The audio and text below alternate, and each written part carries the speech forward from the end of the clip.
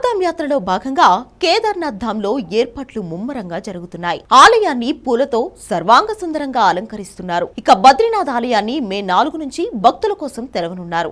చార్ధామ్ యాత్ర ఈ నెల 30 నుంచి ప్రారంభమవుతుంది. కేదార్నాథ్ ధామ్ తలుపులు తెరిచే సందర్భంగా భక్తులు పెద్ద సంఖ్యలో వస్తారని భావిస్తున్నారు. అక్షయ తృతీయ సందర్భంగా ఏప్రిల్ 30 నుండి ఉత్తరాఖండ్లోని ప్రసిద్ధ చార్ధామ్ యాత్ర ప్రారంభమవుతోంది. దీనికోసం ఉత్తరాఖండ్ ప్రభుత్వం ఇప్పటికే సన్నాహాలు ప్రారంభించింది. అదే సమయంలో కేదార్నాథ్ ఆలయంలో కూడా ఏర్పాట్లు పూర్తవుతున్నాయి. చార్ధామ్ యాత్రలో భాగంగా జ్యోతిర్లింగ క్షేత్రమైన కేదార్నాథ్ ఆలయాన్ని మే 2న తెరవనున్నారు. ఈ విషయాన్ని బద్రీనాథ్ కేదార్నాథ్ ఆలయ కమిటీ ఇప్పటికే ప్రకటించింది. కేదార్నాథ్ ధామ్ తలుపులు మే 2న తెరుచుకుంటాయి. దీనికి ముందు ఆలయాన్ని 8 క్వింటాళ్ల పూలతో అలంకరించారు. ఇందుకు సంబంధించిన వీడియోను సీఎం పుష్కర్ సింగ్ ధామి సోషల్ మీడియాలో షేర్ చేశారు.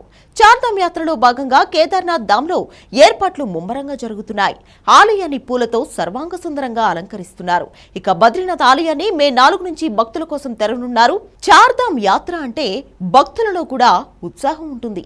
ఈ రకమైన పరిస్థితిని దృష్టిలో ఉంచుకుని ఉత్తరాఖండ్ ప్రభుత్వం అన్ని సన్నాహాలను బలోపేతం చేయడంలో బిజీగా ఉంది.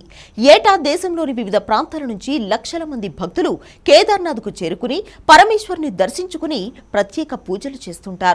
భక్తులు యమునోత్రి, గంగోత్రి, కేదార్నాథ్, బద్రీనాథ్లను సందర్శిస్తారు. ఈసారి కూడా భక్తులు అదే స్థాయిలో వచ్చే అవకాశం ఉండడంతో ప్రారంభానికి ముందే అన్ని ఏర్పాట్లు పూర్తి చేసింది అక్కడి ప్రభుత్వం.